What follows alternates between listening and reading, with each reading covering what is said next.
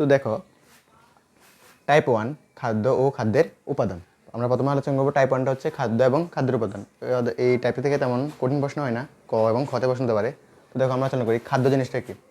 পদার্থবিজ্ঞানের ভাষায় কিন্তু আমরা যাই খাই তাই খাদ্য না, অনেকে মনে করতে পারে আমরা যাই খাই তাই খাদ্য, কিন্তু পদার্থবিজ্ঞানের ভাষায় হচ্ছে খাদ্য বলতে বোঝায় যেগুলো জীবদেহে বৃদ্ধি সাধন, শক্তি উৎপাদন, রোগ প্রতিরোধ এবং দেহের ক্ষয়পূরণ করে থাকে সেগুলোই খাদ্য বলে।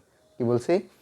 খাদ্য বলতে বোঝায় যেগুলো জীবদেহে বৃদ্ধি সাধন, শক্তি উৎপাদন, রোগ প্রতিরোধ এবং ক্ষয়পূরণের কাজ করে তাদেরকে খাদ্য বলে থাকে।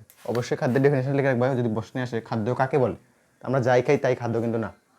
খাদ্য হচ্ছে যেগুলো জীবদেহে বৃদ্ধি সাধন, শক্তি উৎপাদন, রোগ প্রতিরোধ করে থাকে সেগুলোকে খাদ্য বলে। দেখো খাদ্যের কাজ, খাদ্যের প্রধানত 3টে কাজ। সেটা হচ্ছে দেহের বৃদ্ধি, দেহের গঠন, অর্থাৎ তুমি দেহের একটা গঠন, ঠিক আছে, দেহ গঠন করা, বৃদ্ধি সাধন করা, ক্ষয়পূরণ, ঠিক আছে। তারপর হচ্ছে এখন অনেকে বলছে ক্ষয়পূরণ বলতে কি বোঝায়। ক্ষয়পূরণ বলতে আমরা দেখো মাঝে মধ্যে আঘাতপ্রাপ্ত হই, ঠিক আছে, আঘাতপ্রাপ্ত হওয়ার কারণে আমাদের অনেকেই শরীর ক্ষতিগ্রস্ত হয়। তো আমরা খাদ্যের কারণেই মূলত আবার ক্ষয়পূরণটা হয়। তারপর খাদ্যের আরও কাজ হচ্ছে তাপ উৎপাদন, কর্মশক্তি প্রদান। তাপ উৎপাদন বলতে অনেকেই একটা জিনিস মনে রাখবা, একটা দেহের আদর্শ তাপমাত্রা হচ্ছে 98 ডিগ্রি ফারেনহাইট, ঠিক আছে। আমরা অনেকে বলি না অনেকে জ্বর হয়েছে, জ্বর হলে আমাদের শরীরের তাপমাত্রা অনেক সময় 100, 102, 103 এরকম ডিগ্রি ফারেনহাইট হয়ে যায়, ঠিক আছে। তো মানুষের স্বাভাবিক তাপমাত্রা হলো 98 ডিগ্রি ফারেনহাইট। আর হচ্ছে কর্মশক্তি প্রদান।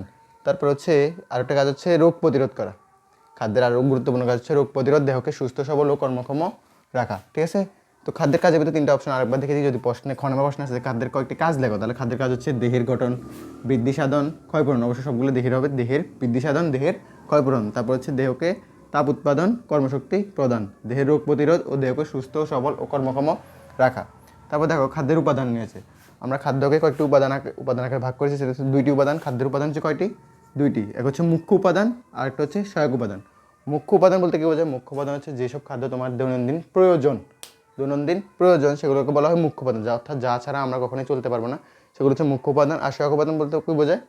যেসব উপাদান তোমার কি ওই যে মুখ্য উপাদানের সাথে সহায়ক হিসেবে কাজ করে। যেমন তোমাদের স্কুলে একজন কী থাকে? প্রধান শিক্ষক থাকে, তার প্রধান শিক্ষকের একজন কী থাকে?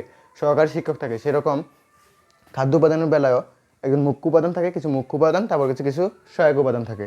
তো মুখ্য উপাদান কোনগুলো? মুখ্য উপাদান হচ্ছে শর্করা, আমিষ, স্নেহ। কী বলছি? শর্করা অন্য নামটা মনে রাখবা। শর্করা অন্য নাম হচ্ছে কার্বোহাইড্রেট, যেটা নিয়ে আমরা টাইপ 2তে আলোচনা করবো। টাইপ 3তে আবার আমিষ, টাইপ 4-এ হচ্ছে স্নেহ পদার্থ। তো মুখ্য উপাদান প্রথমে কী বলছিলাম? শর্করা। এটা আমাদের সবচেয়ে বেশি খাওয়া হয়ে থাকে, যেমন ভাত, রুটি, আলু অনেকে জেনে থাকবে। সেগুলোতে কী উপাদান থাকে? শর্করা উপাদান, যেটা সবচেয়ে বেশি খেয়ে থাকে। তারপর 2 রয়েছে কি? আমিষ। ইংরেজি কি? প্রোটিন। আর স্নেহ বা চর্বি জাতীয় খাবার, এগুলো মনে রাখবা। আর সহায়ক উপাদানগুলো মাঝে মধ্যে আসে, খুবই গুরুত্বপূর্ণ জিনিস। সহায়ক উপাদান হচ্ছে যেমন ভিটামিন কিন্তু কখনো মুখ্য উপাদান না। ভিটামিন হচ্ছে কি? সহায়ক উপাদান। তারপর হচ্ছে খনিজ লবণ। H2O মানে কি? অনেকে জানবা না, কিন্তু অনেকে জানো। H2O মানে হচ্ছে পানি, ঠিক আছে। আমি এখানে H2O রাসায়নিক সংকেতটা পানির রাসায়নিক সংকেতের নামটা লিখেছি। তার সহায়ক উপাদান রয়েছে কি? ভিটামিন, খনিজ লবণ, পানি, আঁশ, ঠিক আছে। তো আজকে এতটুকুই, ধন্যবাদ। টাইপ 2তে আমরা আলোচনা করবো হচ্ছে শর্করা জাতীয় খাবার নিয়ে।